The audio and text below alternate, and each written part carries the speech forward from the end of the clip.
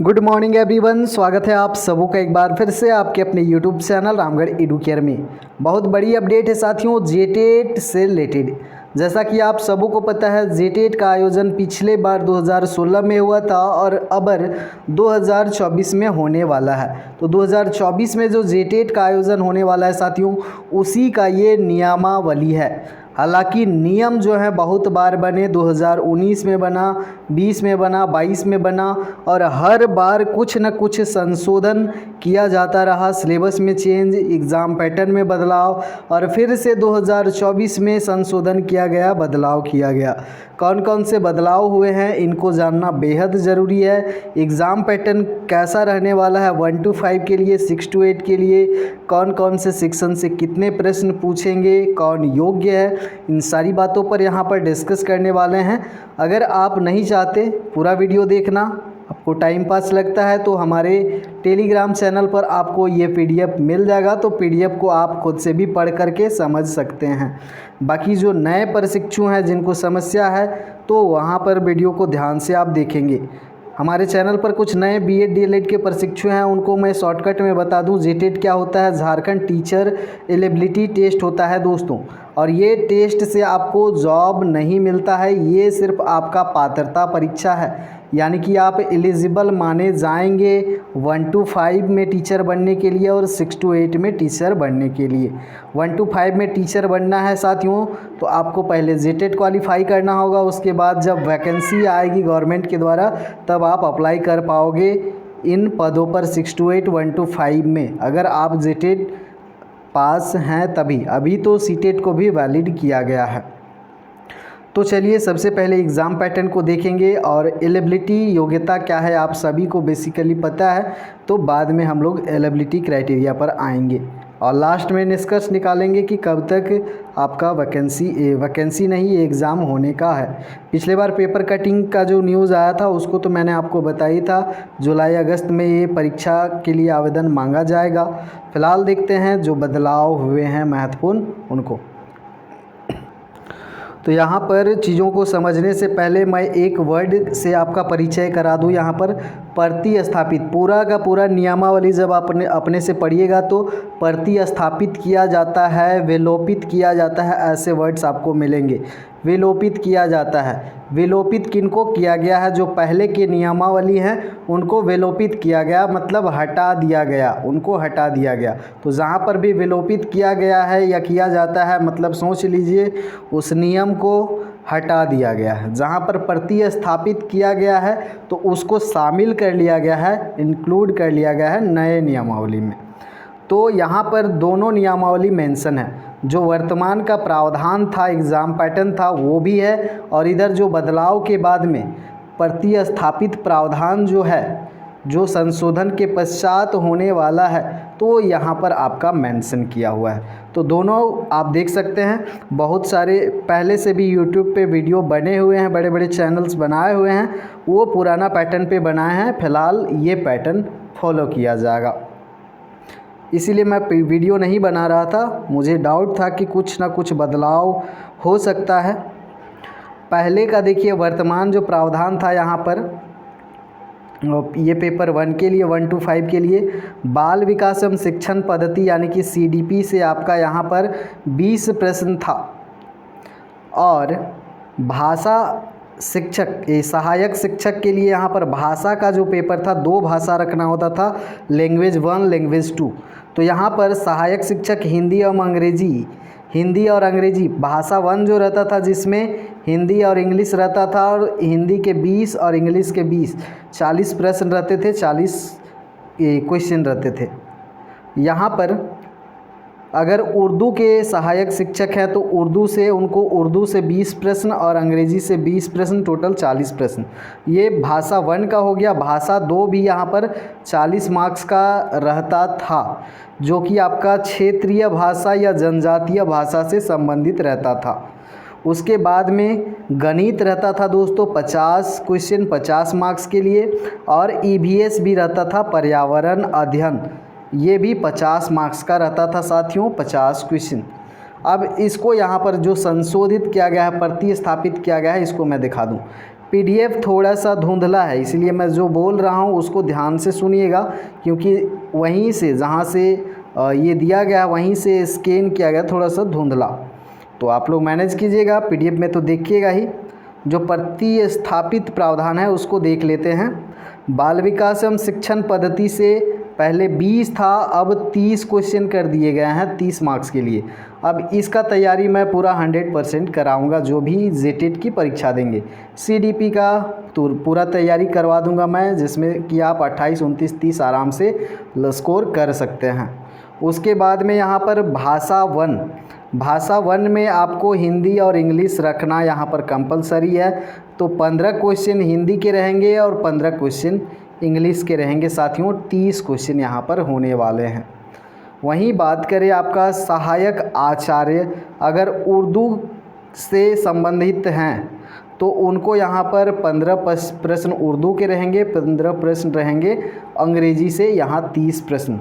अब भाषा 2 की बात करें, भाषा 2 जो है आपका क्षेत्रीय भाषा से संबंधित रहेगा।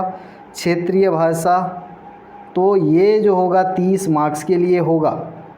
उसके बाद में गणित जो होगा साथियों यहाँ पर आपका 30 मार्क्स का रहेगा, 30 प्रश्न। अब देखिए यहाँ पर EVS के जगह पे सामान्य अध्ययन को शामिल किया गया है। सामान्य अध्ययन 30 प्रश्न रहेंगे 30 मार्क्स के लिए, और टोटल जो परीक्षा होगा साथियों 150 क्वेश्चन और 150 मार्क्स। समय कितना दिया जाएगा वो भी अभी आपको दिखाते हैं। अब यहाँ पर नोट में जो चीज़ें हैं ये ज़्यादा मायने नहीं रखती हैं, फिर भी आप लोग पढ़ सकते हैं। अब यहाँ पर आपको दिखाते हैं 6 to 8 के लिए, 6 to 8 के लिए दिखाते हैं आपको किस तरह का पैटर्न है।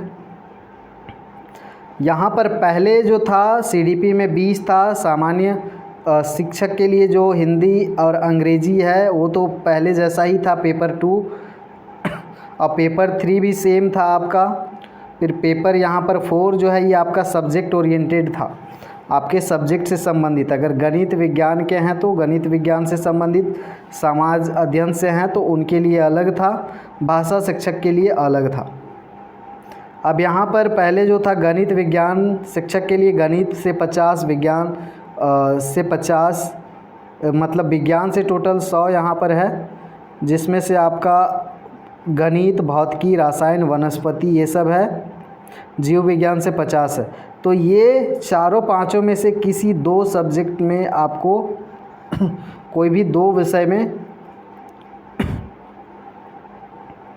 क्या करना, मतलब पहले था साथियों गणित विज्ञान के लिए 50 मार्क्स आपका मैथ के लिए था, और विज्ञान का 100 नंबर, जिसमें से आप भौतिकी, रसायन, वनस्पति या जीव विज्ञान में किसी 2 विषय को रख सकते थे। मतलब विज्ञान से 100 और मैथ से 50, 150 क्वेश्चन थे। और समाज अध्ययन में भी उसी तरह का था, और इतिहास से 50, भूगोल से 50, राजनीति शास्त्र 50, अर्थशास्त्र 50, यहाँ पर समाज शास्त्र है। उसके बाद में व्यापार अध्ययन है। इनमें से किसी 3 विषय को आपको रखना था जो आपके सब्जेक्ट से संबंधित अगर ग्रेजुएशन में रहा हो। तो यहाँ से 3 सब्जेक्ट में 50 या 150। भाषा शिक्षक के लिए फिर यहाँ पर 150 क्वेश्चन था। टोटल यहाँ पर 250 क्वेश्चन 250 मार्क्स के लिए 6 to 8 में। लेकिन अभी क्या प्रतिस्थापित किया गया है, अभी का जो पैटर्न है उसको देख लीजिए। 6 to 8 के लिए क्या आपका होने वाला है, देखिए यहाँ पर CDP को बढ़ा दिया गया है वेटेज। पहले 20 था, 30 हो गया। पेपर 1 में भी पेपर 2 में भी 1 to 5, 6 to 8 दोनों के लिए। वहीं दूसरा जो पेपर है लैंग्वेज 1 जो है, भाषा 1 जो है, जिसमें हिंदी और इंग्लिश के 15 क्वेश्चन, 15 हिंदी 15 इंग्लिश 30 क्वेश्चन। अगर उर्दू से संबंध रखते हैं तो 15 और 15 इंग्लिश के 30। ये सेम है, पेपर 1 पेपर 2 दोनों का लगभग सेम है, पेपर 3 भी सेम है। मतलब यहाँ पर जो बदलाव हुआ देखिए, गणित विज्ञान शिक्षक के लिए, समाज अध्ययन शिक्षक के लिए और भाषा के लिए। तो यहाँ पर अब जो प्रश्नों की संख्या की गई है साथियों, गणित विज्ञान एवं विज्ञान शिक्षक के लिए 60 प्रश्न किए गए हैं। वहीं पे आपके समाज अध्ययन शिक्षण के लिए कितने किए गए हैं, यहाँ पर 60 प्रश्न किए गए हैं। उसके बाद भाषा शिक्षक के लिए या अन्य जो शिक्षक हैं भाषा से संबंधित, इनके लिए भी 60, मतलब अपना सब्जेक्ट से रिलेटेड जो रहने वाला है यहाँ पर 60 प्रश्न 60 क्वेश्चन के लिए, मतलब 150 के लिए।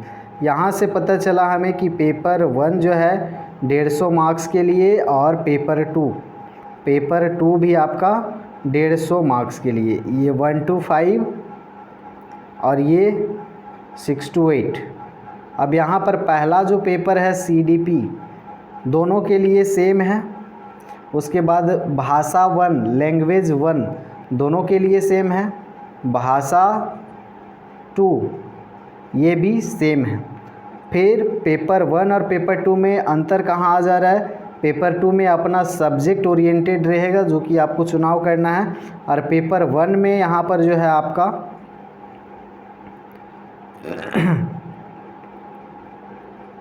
पेपर 1 में आपका गणित कॉमन रहेगा सभी के लिए, फॉर ऑल सब्जेक्ट्स सभी के लिए कॉमन रहेगा।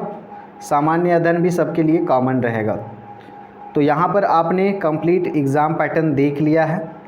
अब एग्ज़ाम पैटर्न दिखाते दिखाते इतना लेट हो गया, वीडियो ज़्यादा लंबा करेंगे तो आप लोग गुस्सा कर सकते हो।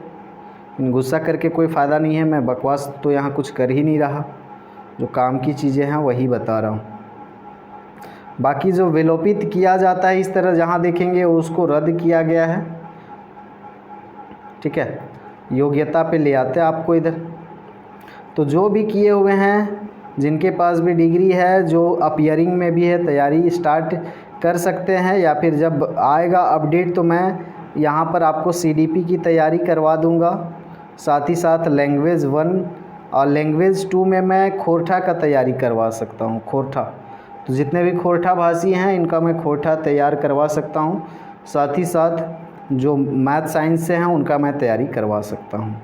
बाकी इधर योग्यता रखी गई है, जो भी योग्यता है, योग्यता एक बार आप लोग पढ़ लीजिएगा, नहीं तो मैं सेपरेट वीडियो लेकर के आऊँगा अगर आप लोग कहिएगा तो। चलिए, इस नियमावली को कहा जाएगा 2024 द्वितीय संशोधन हुआ है।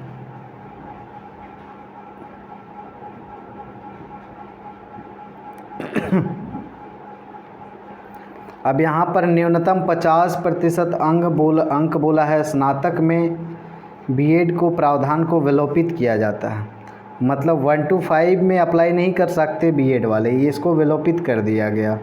फिर उसी तरह से 6 to 8 के लिए है यहाँ पर क्या क्या होना चाहिए डिग्री, अगर ये सब अगर आपके पास में है भाई तो आप अप्लाई कर सकते हैं।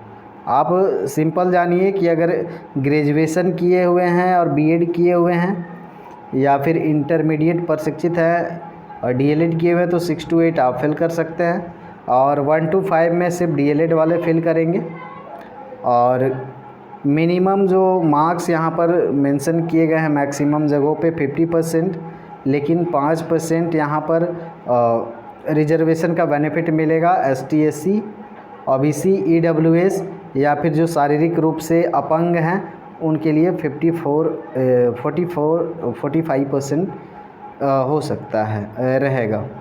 इंटीग्रेटेड कोर्स वगैरह जो किए हैं, ये देखिए यहाँ पर बहुत सारी चीज़ें हैं। अब एक एक चीज़ पढ़ना आप लोग को बोरिंग लग सकता है, इसीलिए जो भी थोड़ी मोड़ी चीज़ें रह गई हैं वो चीज़ें आप लोग खुद से देख लीजिएगा।